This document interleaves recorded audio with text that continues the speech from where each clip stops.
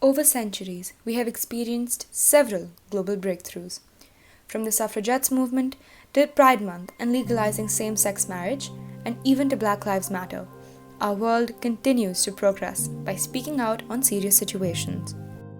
However, this has been no easy feat. Changes have had to be made in order to overcome so many different origins of inequality and discrimination. These include the societal standards set by society itself, the education environment young people study in, the household we grow up in, and most importantly, the teachings and values passed down from generation to generation. So, how does this affect anything? Last episode, we introduced Project Concordia to you, explaining our main aim and vision. In this episode, we'll shift the focus to investigating the differences between generations in terms of gender inequality. In order to do this, we not only gathered statistics to support our claims, but also interviewed people from two different age groups to gain a better understanding of their personal experiences and perspectives. Hi, I'm Adya. I'm 15 years old and I am a student in Singapore. Hi, I'm Adi. I'm 15 years old and I'm also a student in Singapore. Hi everyone, my name is Rinchin. I am 32 years old and I'm a project manager and also an author.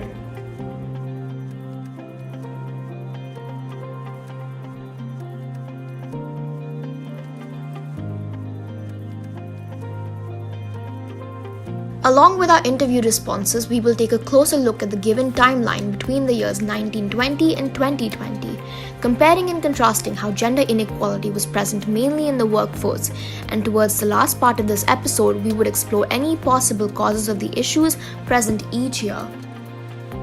Rewinding 100 years back, we begin in the 1920s. Women had now possessed the right to vote, which was already a considerably big change for society.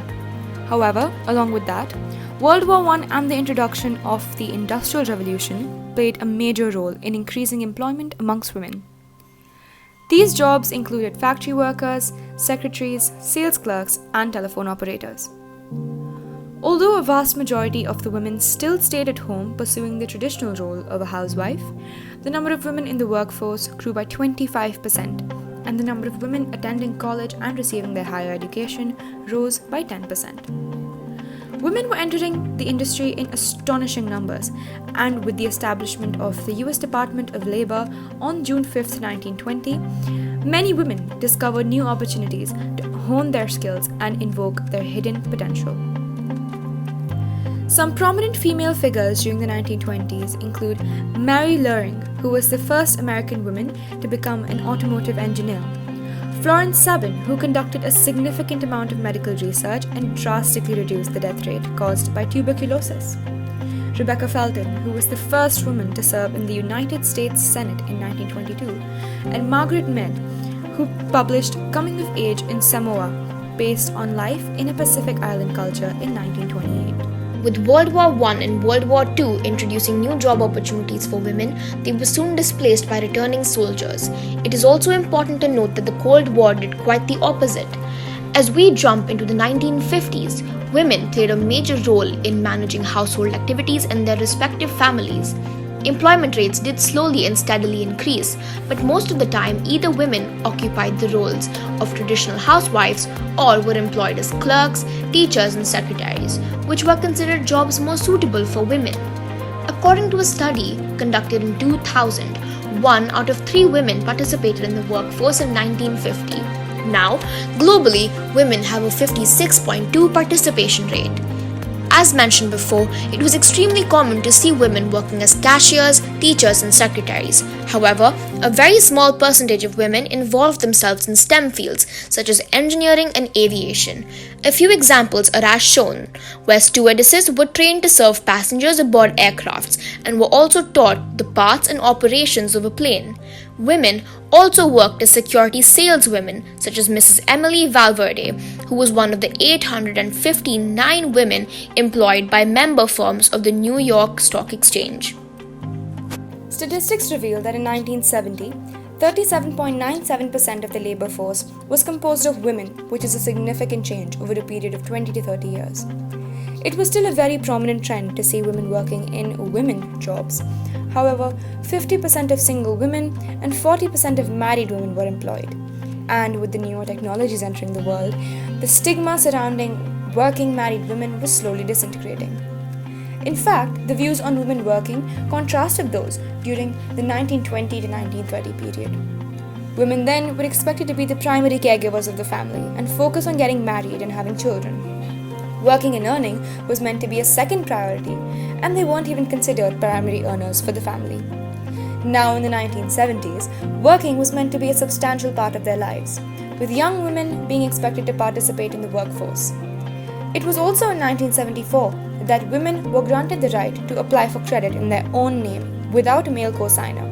And in 1978, the Pregnancy Discrimination Act ensured a safe working environment for women. With all these new advancements, more women were encouraged to work and earn. And now, we finally proceed to 2021, where around 57% of the labor force consists of women. This percentage is extremely close to the 60% of men in the workforce, demonstrating remarkable improvement at striking a balance between men and women in the workforce. Many beliefs and stereotypes centralized around women working have been destigmatized, and young women are encouraged to join the labor force. However, we still struggle to bridge the gap of women in STEM. Currently, only 28% of women are involved in STEM fields, and they are also outnumbered by men when majoring in those fields. According to these statistics, as determined by a study conducted by the US Bureau of Labor Statistics, 47.7% of women are biological scientists, 42.5% are chemists and material scientists, 25.8% take up computer and mathematical occupations, and 15.7% are engineers and architects. Now, almost all women have the freedom and privilege to either be primary caregivers of their families or the primary earners. One main trend that has sustained itself through all these years is the gender wage gap.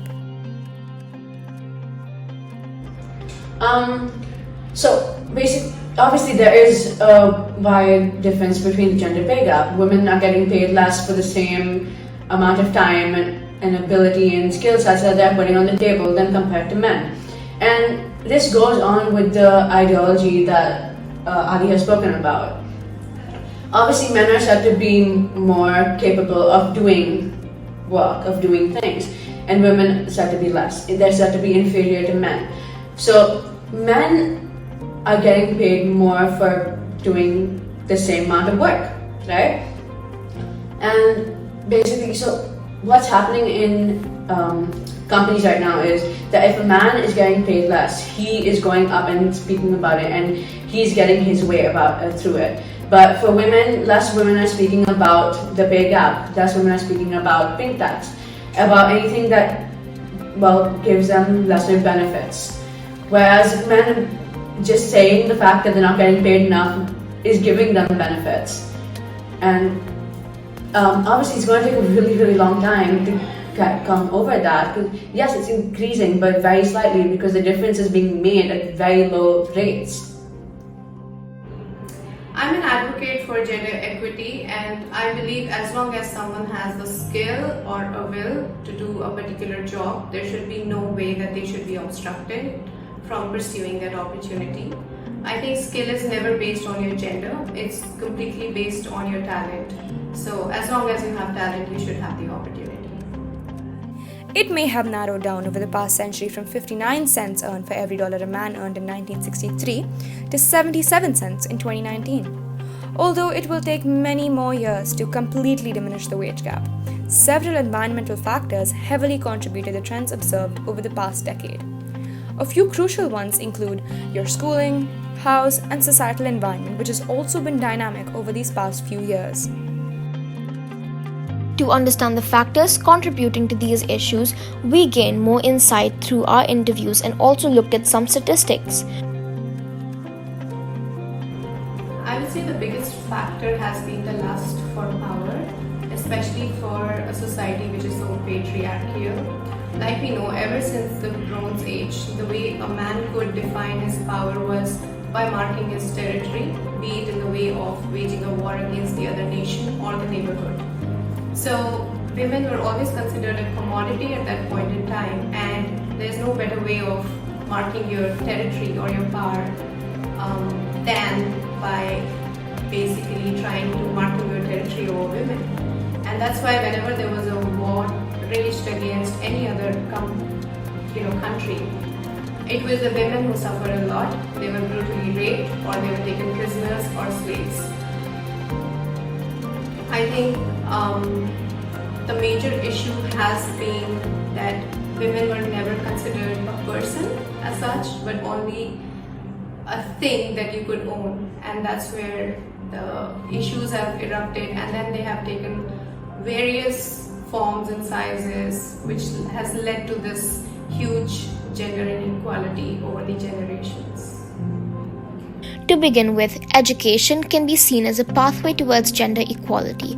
According to the UN, educating young people can decrease gender-based violence in school environments and initiate discussions on vital life lessons surrounding gender inequality. Education is also powerful in this sense as more women and young girls can be educated on maternal health and family planning, which ultimately decreases infant mortality and increases the prevention of diseases being spread amongst females. It's also common to see the effects of household beliefs on the mindsets of young adults today. It's more likely to see people from the older generation feel strongly about gender discrimination, while the younger generation tends to be more open and liberal. Growing up in a more traditional household can instill conservative beliefs in children, and this can carry on until adulthood. These cases are extremely popular in today's society and could possibly explain why there's a fine line between the beliefs and opinions older people possess as compared to the younger people. So finally, what is the real root cause of gender discrimination, and how has it transformed and manifested over this past century? Well, the real cause cannot be pinpointed easily, as many factors contribute to the issue. However, over the past century, we have made many advancements, from involving women in the education sector, working sector, and even decreasing the pay gap. I think that work is work, So you can't maximize a country's GDP by just counting on a specific gender to, make money. If only the males make money, then GDP can be approximately half of what it could be, right? So then, if both men and women worked and had equal rights, then I think that both the economy of the country will rise by a lot. I completely agree with what you're saying, but I'd like to add on to the idea that obviously men and women have different points of view, just as all people do. And yeah, maybe they're thinking in a certain direction, and that's only half the population thinking in one direction. Having another population being able to give more ideas, new ideas that can evolve into something better, something broader, and eventually, yes, increase the GDP of the country, is so much smarter than just having one train of thought. All this being said, we, as a society, still have a long way to go. To bring down the pay gap to zero would not be feasible in the next few years, but we can always look at decreasing it. By presenting both genders with equal opportunities, we ensure global productivity at its finest and channeling harmony between communities.